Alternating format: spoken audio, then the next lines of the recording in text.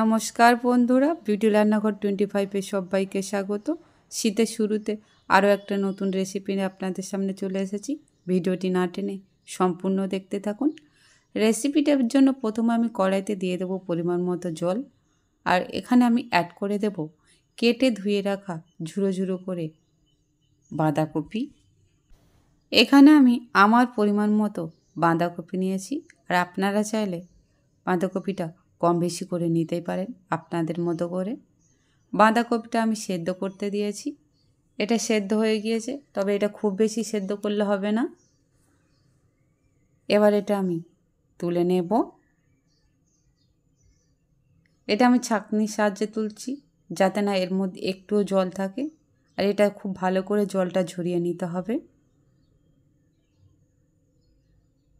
এবার একটা মিক্সির মধ্যে আমি সেদ্ধ করা বাঁধাকপিটা অ্যাড করে দেব, দিয়ে দেব একটা কাঁচা লঙ্কা। এবার এটা আমি পেস্ট করে নেব। এটা পেস্ট বানানো হয়ে গেছে, একদম মিহি করে পেস্ট করেছি। এবার একটি থালার মধ্যে আমি নিয়ে নেব 1 বাটি ময়দা। আপনারা আপনাদের পরিমাণ মতো নেবেন, কম বেশি করে। দিয়ে দেব পরিমাণ মতো কালো জিরা। আপনারা এখানে সাদা তিলও অ্যাড করতে পারেন, আমার কাছে ছিল না তাই দিইনি, খেতে ভালো লাগবে। দিয়ে দেব সামান্য ধনেপাতা কুচি। এবার এখানে আমি অ্যাড করে দেব সামান্য তেল, এখানে কিন্তু আমি সাদা তেলটা দিচ্ছি। দিয়ে দেব স্বাদ মতো নুন। এবার এখানে আমি অ্যাড করে দেব 1 চামচ চিনি।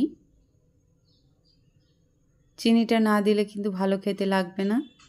এবার যে বাঁধাকপিটা আমি পেস্ট করে রেখেছিলাম সেটা এখান থেকে অ্যাড করে দেব।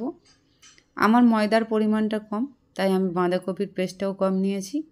তবে এখানে ময়দাটা মাখার সময় শুধুমাত্র বাঁধাকপির পেস্টটা দিয়ে মাখতে হবে, এখানে কিন্তু কোনো রকম জল ব্যবহার করা যাবে না। আমি কিন্তু এখানে কোনো রকম জল ব্যবহার করিনি। এটা আমার খুব ভালো করে মাখা হয়ে গিয়েছে, আর এখানে আমি একটুও জল ব্যবহার করিনি। বাঁধাকপির পেস্টটা গরম ছিল। এবার এটা 10 মিনিট আমি ঢেকে রেখে দেব। 10 মিনিট পরে এটা খুলে দেখে নেব কেমন হয়েছে। এটা একদম নরম হয়ে গিয়েছে, আর এটা আবারও আমি একটু মেখে নেব। ময়দাটা যতটা ভালো করে মাখা হবে পরোটাটা ততটাই নরম হবে। এটাকে এখান থেকে আমি 3টে লেচি করে নিচ্ছি, আর পরোটাগুলো একটু বড় বড় করব, তাই এই বড় বড় লেচি করেছি। আপনারা এখান থেকে ছোট ছোট করে বানাতে পারেন। এবার এটা বেলার জন্য নিয়ে নিচ্ছি চাটু, আর এর মধ্যে দিয়ে দেবো ময়দা। আমি কিন্তু পরোটাগুলো তেল দিয়ে বেলবো না, ময়দা দিয়েই বেলবো, আর ময়দা দিয়ে বেললেই কিন্তু সুন্দর হবে।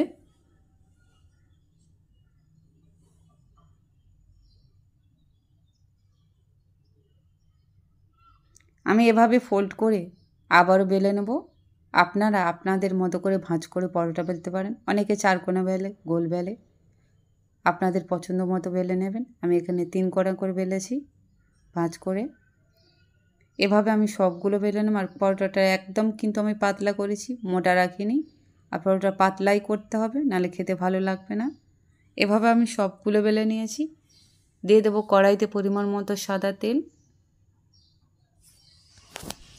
তেলটা গরম হয়ে গিয়েছে। এবার যে পরোটাগুলো বেলে রেখেছিলাম সেগুলো এখানে অ্যাড করে দেব, আর এভাবে ঘুরিয়ে তেলটা চারিদিকটা লাগিয়ে দেব। আর এভাবে আঁচ কমিয়ে আমি উল্টে পাল্টে এগুলো ভেজে নেব। এটা খুব বেশি ফুলবে না, তবে অনেকটা নরম আর অনেকটা খাস্তা হয়, আর খুবই সুন্দর খেতে লাগে।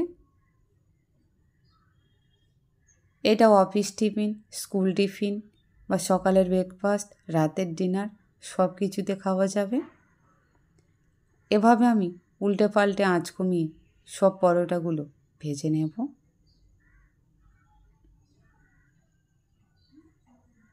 আমার সব পরোটাগুলো ভাজা হয়ে গিয়েছে। আর ঠিক দেখতে কতটা সুন্দর লেগেছে দেখুন বন্ধুরা। দেখতেও যেমন সুন্দর, খেতেও কিন্তু এটা খুবই সুন্দর লাগে। আমার বাঁধাকপির পরোটা রেডি। আমার এই রেসিপিটা আপনাদের কেমন লাগলো তা অবশ্যই কমেন্ট করে জানাবেন বন্ধুরা। রেসিপিটি ভালো লাগলে লাইক, কমেন্ট, শেয়ার, সাবস্ক্রাইব অবশ্যই করবেন। আর বন্ধুদের কাছে বেশি বেশি করে শেয়ার করে দেবেন।